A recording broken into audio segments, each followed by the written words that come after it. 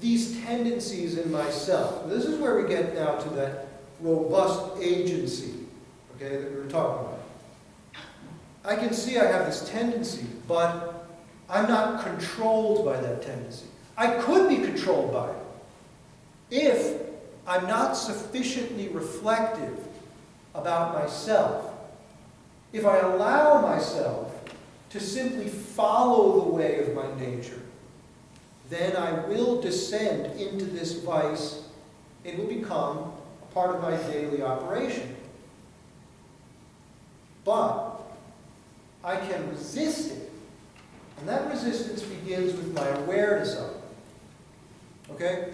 So, is it true that our neurobiology, in a sense, dictates our behavior?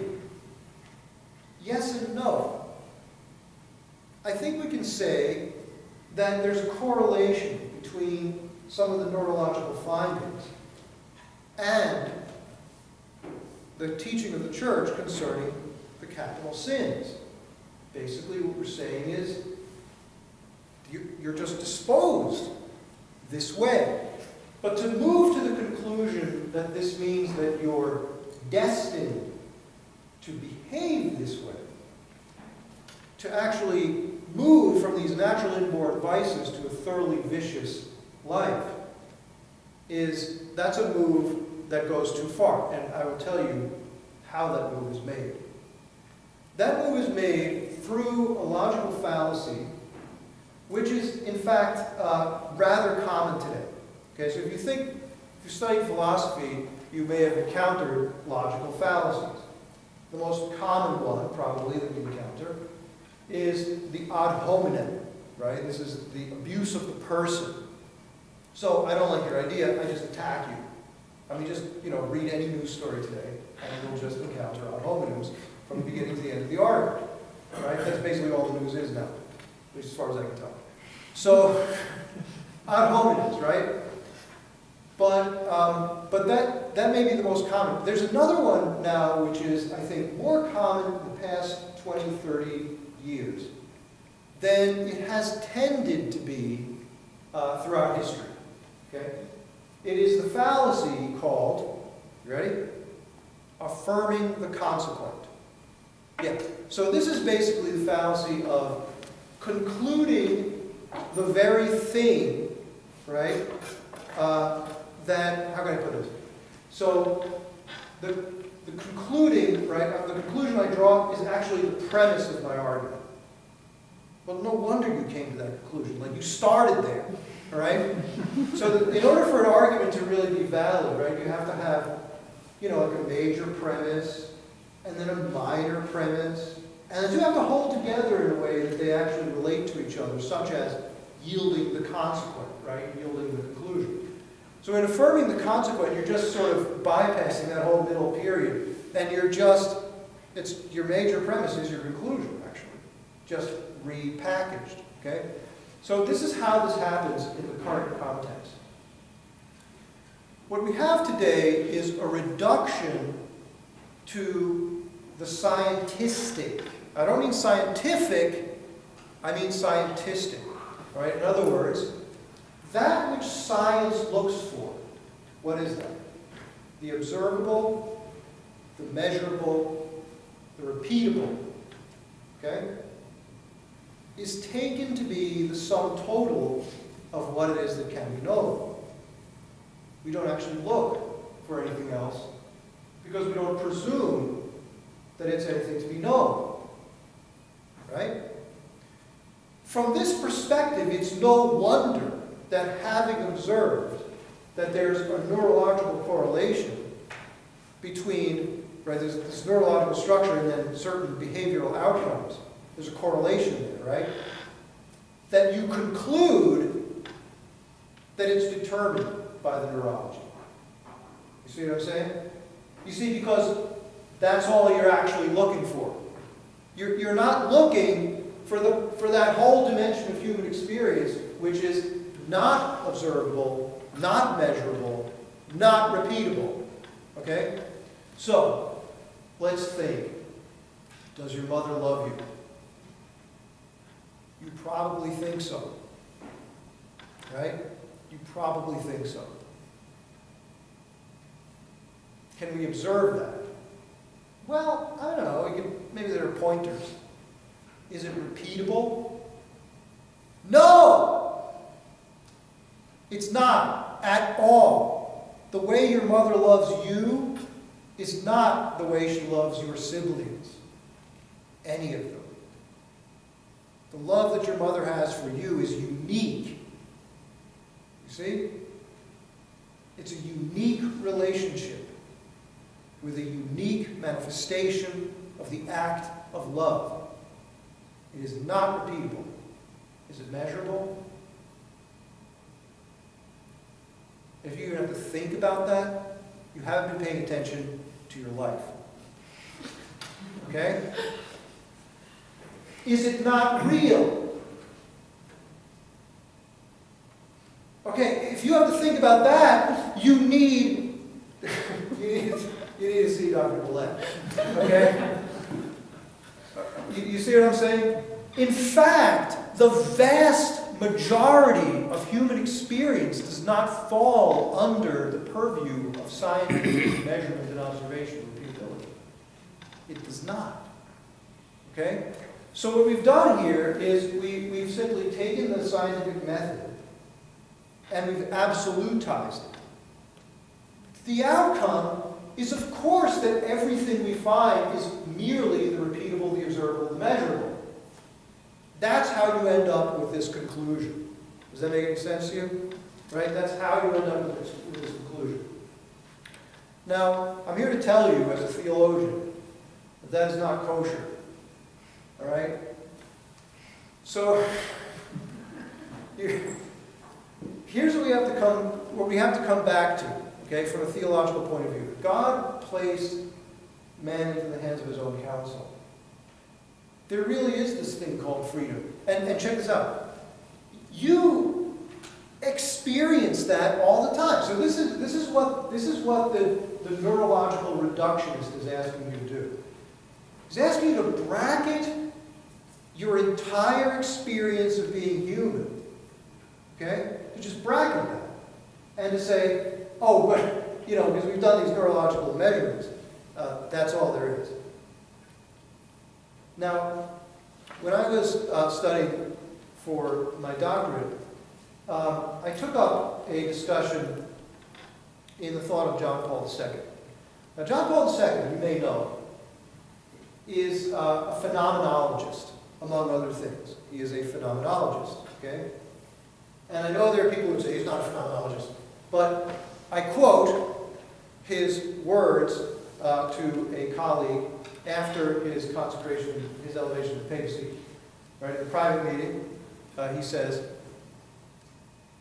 my work with the society, that is the society, the Phenomenological Society, that they were involved in together, says, my work with the society will have to come to an end now that I'm in my new responsibilities. However, I want you to know that I will always consider myself a phenomenologist. Okay, there you go. He's a phenomenologist. Now, what is that? What is that? Okay? A phenomenologist is a guy who does basically what Aristotle and St. Thomas were trying to do, but sort of, like on steroids. So you're looking out the window and you're asking yourself, what is it that I find in my experience of the world? How does my experience of the world communicate to me some truth about the way things really are? Right? Now, this isn't a new thing, right? I'm saying this is not a new thing. Aristotle did this, St. Thomas did it. The phenomenology thing, though, is about refining the method of observation, okay? And to really kind of probe deeply into what's embedded implicitly in our experience. So here we begin with the experience that people have of being responsible for their actions. In fact, every human being has an acute awareness of personal responsibility for their actions. And also, I would contend, an acute awareness that their responsibility for their actions faces certain determinate limits. People have the experience of being overwhelmed with passion, for example.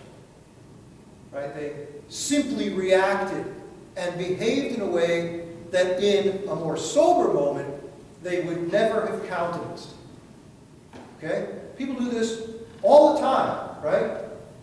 Then, after the experience, they settle down, they return to themselves, they collect themselves, and they experience remorse. And what then goes along with that? A desire to reform, to repent, to turn away from that other mode of behavior that is untrue to their intention about who they wish to be. Right? They recognize that in fact, I am that person, but I don't want to be like that. I wish to orient my life in a different direction. Okay? This is what conversion is all about, right? So, if you have any experience like I do with sin, you probably have noticed that you have been through periods in your life in which you had an experience like this. I know the good that I ought to desire, but I do not, if I am honest with myself, desire. Okay? St. Augustine is famous for this, right? He prayed to God at one point along his conversion. He said, "Oh God, give me chastity and continency, but not yet." Right? So here's the move that one makes in a spiritually, well, I don't want to say spiritually mature, but in a spiritually responsible way, right? In the face of this recognition about oneself. The move you make is, I recognize that I do not, in fact, desire the good that I ought to desire. However, I desire to desire. Okay? And that becomes one's prayer. Oh God, let me want the good that you want for me. Right? Now, I suppose if one is bound and determined, one... That's exactly what they're saying. Right? If you're really determined to do this, right, you could sort of explain all that away through this determinism, right? But I'm saying, if we just reflect upon our experience of being human, we realize that that simple explanation of just reducing it to the neurology, right, is actually more trouble than it's worth. Right? So there's this thing called Occam's razor. Of course, scientists love this, right? It's from William of Occam. He proposed, he was a Franciscan. He did die in the good grace of the church, but he had a lot of problems. So he had this thing where he said, typically the simplest answer is the correct one. Right? Now, we don't really know that to be the case, but nonetheless, that's his starting point. He says, typically, we want to prefer the simpler explanation rather than multiplying principles of causation. But Occam's razor cuts both ways. So listen to this, right? Sometimes the explanation that involves fewer principal causes is actually far more complicated than the explanation that requires an additional cause.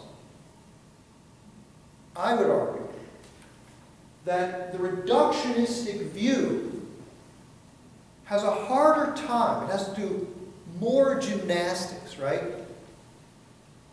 to account for our full experience of self-determination and responsibility than simply saying that in fact, in some mysterious way, unique in the created order, human beings are in fact the masters of their own acts. All right, so let's take Thank questions. you.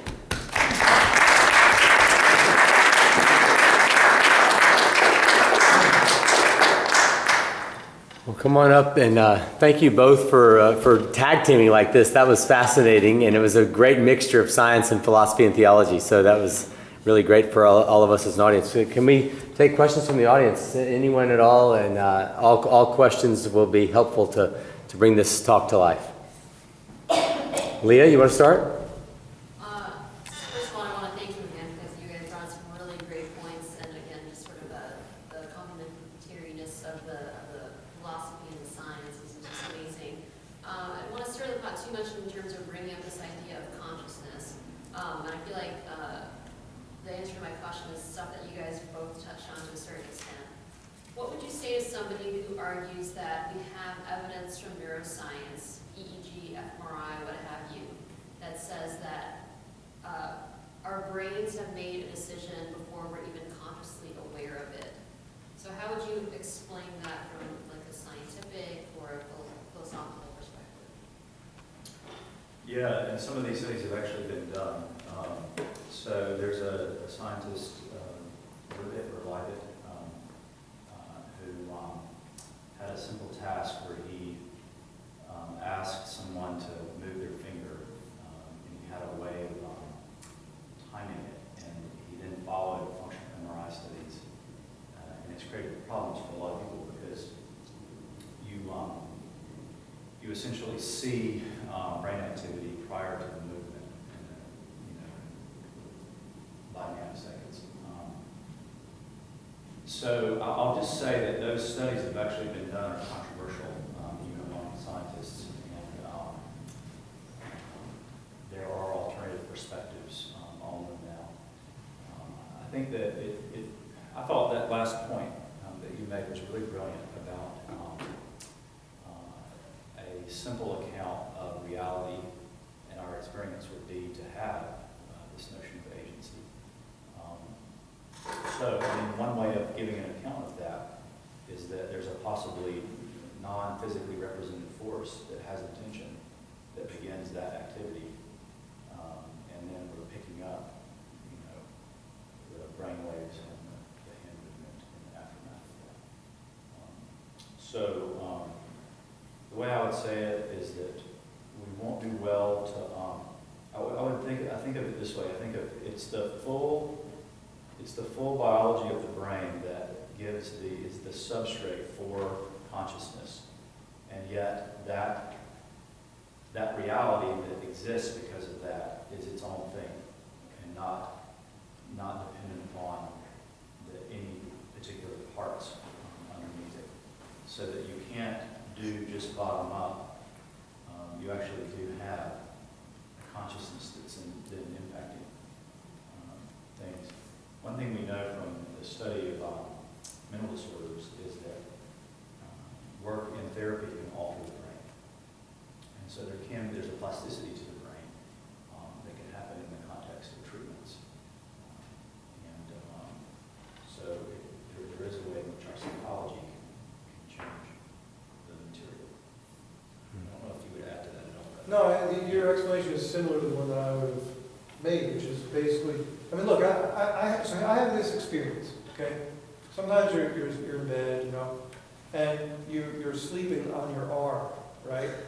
And your arm, like, totally goes to sleep. And you wake up in the middle of the night, and you have no control over it, right? You can't feel it, it's just there. And you're like, what is that thing? Oh, it's my arm! And then you try to move your arm, right? And you have to really think about it before the physical action actually occurs. Well, this corresponds to this finding, except at a much slower pace, right? Not nanoseconds, but seconds, okay? Before you can actually make your arm move. You're really thinking about it. I have that experience as part of my experience of being human. So, if it's true what the church teaches, that there's more to you than the physical body, right? And in fact, we actually have some interesting evidence to support that thesis. Okay? Then we should not be surprised, right? that that the physical movement occurs here, but there's a change in the brain so so what is it? It's not the will that wills, it's the person that wills, right? And the faculty that we call will is the ability of the person to choose. You see what I'm saying? So, do you get what, it's not merely, right, that you have this, it's not merely the constituency of the body, okay? But the person, right? The center of consciousness, the center of agency, that is responsible for the actions. And that's basically the affirmation that we make about the human being from a Catholic perspective. And I don't find it at all troubling or surprising to hear that that's the sequence that we observe. So I've got one thing to add to that then. I think these technologies that we use to instrument the body and see how it functions and whatnot they are limited. They can't see everything. And so they see particular things that then are correlated to movement and whatnot, but they're unable to see the fullness of what's going on there. And so they're very limited, even though they do give us a lot of information, especially if you're a neurologist. Well, I would just add that one of the limits, for example, if you look at the study of the amygdala size and you do volumetrics on the amygdala, one of the limits there is the point in time measurement of that. Because you have no idea what that amygdala started at years ago when that child was exposed to behavioral problems in the family on that child. That amygdala could have been dramatically reduced in size or become more hyper-responsive because of what happened earlier. So this point in time thing is very limiting scientifically, I think. You would have to look at other studies that do look at things developmentally to begin to make those kinds of, to fill in that data, Okay. which some people would do. The case of PTSD is an interesting example where there does seem to be a predisposition toward the development of trauma versus resilience in the face of trauma related to structural and functional realities that can be set up in the context of the development, both gene and environment. But it's a good point that looking at any isolated study in cross-section, you can miss a lot without. Let's get some more questions. Marty? So how would you respond to a viewpoint that says we do have freedom to choose, we do have some kind of agency, but our agency will choose what's it considers the better state of the organism. And the information it uses to decide what's the better state is determined in some way. And it doesn't necessarily have to be a biological or physical manifestation. I always have the trouble of, what if it's just grace? What if I was given this, idea of what's better for my own state? So I guess I don't really understand how something can really be free to choose if it's reliant on externals, whether they're biological or even supernatural grace. So how would you respond to a viewpoint like that? Definitely a theological. Yeah, that's a theological question. Good turf. Yeah, so there are a couple different points of view about this. And the sort of classical Thomistic view is, I think, essentially, I would describe it as deterministic. Okay, so basically there are what they call physical promotions. Okay, so basically it's just in the physical order of things, in the created order, right? There are various goods that are presented and perhaps certain grace is given, okay, to a person. And given the disposition that the person has, always to choose the good, okay, the good is the proper object of the will, then what one perceives as the good in any given situation, which is shaped by these physical promotions, is essentially determined by what's presented, right? You see what I'm saying? So the good that's presented determines the choice. Does that make sense? So that's a Thomistic view. I would consider that to be, I personally consider that to be deterministic, okay? And those who hold to that view would also, I think, recognize that it's deterministic, but they would say, that's just the way it is, right? There's an alternative view to that, right? And that is to say that it's true that the proper object of the will is the good, and that we cannot will that which we perceive as evil.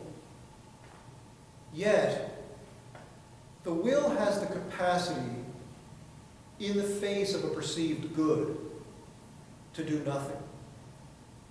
That there's an agency in the will, right? In other words, I can look at a good and perceive it as good. I can perceive it as the best good available and shrug my shoulders. Okay? That's the view of Blessed Duns Scotus.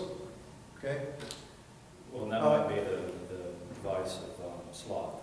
Well, yeah, that would be to actually look at the good and to just shrug my shoulders would actually be bad, right? So that it would be a sin of omission if I did that. Yeah. But his point is the will has the capacity. You have the capacity to behave this way, right? According to him, and that view is, he's basing that. He's sort of I think, in my opinion, Duns Scotus is kind of a proto-phenomenologist, right? He's looking at human beings as they experience their own lives. And it does seem that you have the ability to just perceive something as good and say, yeah, but I don't really care, right? Or to see something as, grievously evil and just not be moved, right? Not be moved to repudiate it, right? That's Scotus's view, is that you can do that. So, yeah, I mean, your question is basically, it comes down really to the very concept of what it means to be free, right? What freedom actually means. And here what you have is competing definitions of freedom, right?